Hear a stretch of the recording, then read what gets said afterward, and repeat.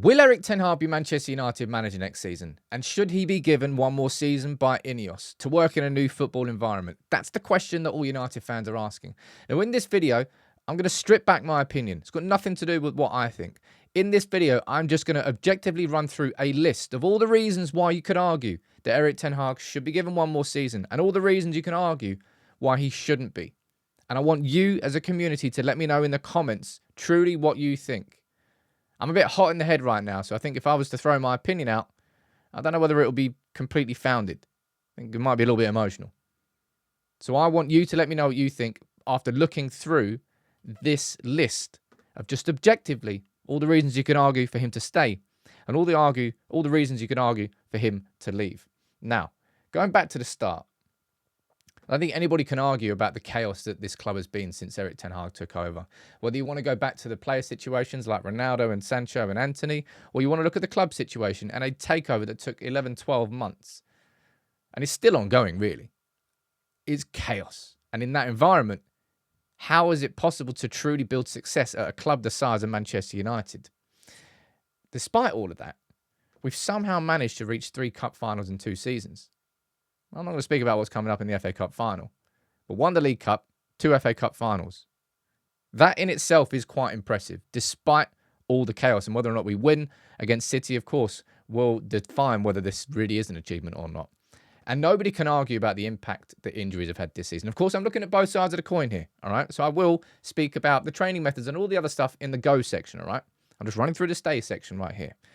Injuries have pretty much made it impossible for progression to continue. The 4 cornerstones for last season were Martinez, Shaw, Casemiro and Rashford. None of which have really contributed to this season. Largely because of injuries with Shaw and Martinez, and Rashford's form disappeared and Casemiro, if his form's gone off the face of a cliff. This is a big one, of course. These players just seem fragile. Almost broken. Whether it's conceding 2 against Newport, or 2 in 2 minutes against Chelsea, or 2 in 2 minutes against Galatasaray, Copenhagen, Liverpool. There are so many different examples. 3-0 up with 20 minutes ago against Coventry in the FA Cup semi-final. Is that on the manager? Is that down to the coaching? Flip side of the coin. But the fragility of these players, man, it is ridiculous. Now, one thing I think you can definitely credit Erik Ten Hag for is development of youth. I think he's brought through Garnacho and handled that well. I think he's brought through Manu and handled it well. And others as well. And I think that is something that Erik Ten Hag, in isolation, does deserve credit for. Now, you might not all agree with that, but that's something I actually do genuinely believe. This is a huge one, though. No manager post-Fergie has existed in a football structure that is modern at Manchester United. Next season will be the first time we've got a CEO, sporting director, technical director, maybe a head of recruitment as well, to support, to mean that a manager can just be the head coach that they should be. And Erik Ten Hag was a head coach at Ajax. He's been far more than that at Manchester United, and it's been part of the reason why the chaos has ensued. And a big reason that a lot of people will argue is we've been here before, is really sacking a manager 2 and a bit seasons. Well, it would be 2 seasons if he gets sacked this year. And starting all again, is that going to be the way that takes us back to the top? Is that the right decision now? Not everybody will argue that is the case. And honestly, who do you replace him with? And I'll put this here as well. Can you really change a manager amidst all the fact that you're getting in a new CEO, sporting director, and a technical director? Everything else is changing behind the scenes. Can you change a manager in that environment? And then who do you replace him with? Seriously. The candidate, I think De Zerbi's going to be going to Bayern Munich, so you're probably looking at Thomas Tuchel's a name there. Zinedine Zidane, that's not going to happen. Graham Potter's probably a realistic option. Don't think Gareth Southgate noises anything. But they're the reasons that I've thought of why you could argue, if you wanted to, why Erik Ten Hag should stay. And there's plenty of evidence for arguing why he should go. And I wouldn't pretend otherwise, even as someone who supported him. We are set. I think the worst we've ever finished in the Premier League is in 7th place under Moyes. Looks like we can equal that this season. So to finish where we were 3rd last year and to regress in the way that we have regressed has got every other manager at Manchester United sacked before. And add on top of that, the utter capitulation that we saw in the Champions League. It was embarrassing. It was humiliating to not qualify from that group. But Galatasaray and Copenhagen was insane. Absolutely ridiculous. And in terms of on the pitch, we have pretty much regressed in all aspects. All the facets and the points that we saw last year, we go, well, if we get the right signings in and we do that, we can improve on that. Just all of it's gone out the window. We tried and we approached a new style, and that has not worked. Ten Hag's chaos approach. Make Manchester United the best transition team in the world. People talk about the fact that Man United have not got a playing style. And I would disagree. Because we play chaotically every single game. It is on purpose. It is a choice. And it is a playing style. And it has not worked. And the fact that we haven't adapted away from that, despite the fact that it's not worked, I think is a big negative against Erik Ten Hag. Call it stubbornness, call it belief in the system, whatever it is. We've not adapted. And I think the same thing can be approached when you talk about injuries. Clearly, training has contributed to it. Clearly, Manchester United's failing medical department has contributed to it. But it's not really been any adaptation. Because the injuries just keep coming. Look, Mason Mount, he's only just been reintroduced. He's not even started a game and he's still got injured?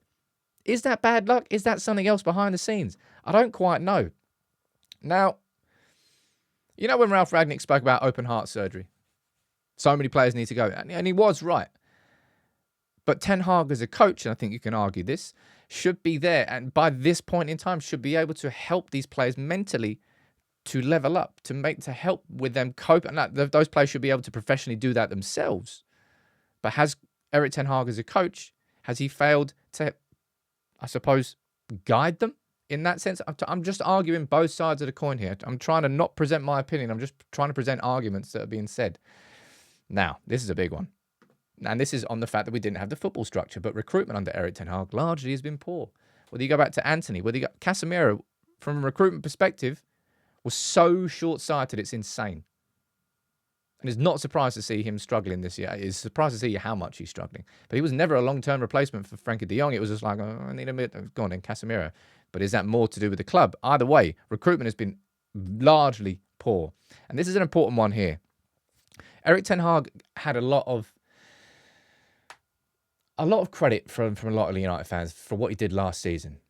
But slowly but surely, game after game, chaos after chaos moment, and result and performance, I think a lot of fans have lost some belief. Can that be regained? Well, you know, football's a results-given game. So I'm not saying it's completely lost, but certainly I would say some fans have lost belief in Erik Ten Hag this season, the more it's gone on. And I would hesitate to say that some of the players have as well. Now, I don't think these players are downing tools. I think this is the level that they're at, if I'm being completely honest. But is it going to be possible, if Erik Ten Hag stays next season, for him to regain that trust in those players? Would that mean that next season we shift away from the chaotic style, go back more towards what we saw in the first season, and we recruit towards that? And if that is the case, then what was the point in this season? What was the point in switching to this transitional team? That I don't know. But in my head, from a stay perspective and from a go perspective, they're the lists that I've got, all right? Now, you can agree with them or disagree with the comments, but I want you to let me know in the comments below. Ultimately, this all comes down to one man. It's not Erik Ten Hag. It is Ralph Rangnick. Too many windows. Jim Ratcliffe. He will have the final say. It might be Omar Barada and Dan Ashworth who choose the manager, but Ratcliffe will have that final say. He keeps saying that fans have to be patient. You can't just turn a light switch on. He's clearly frustrated at the fact that there's gardening leave and it's taken longer for United to get the structure in place.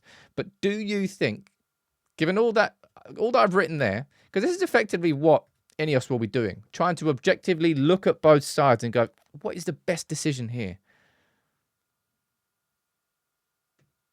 Please leave your comment below, because I'm more conflicted over Erik Ten Hag than I think I ever have been under any manager post-Fergie. And I really, really mean that.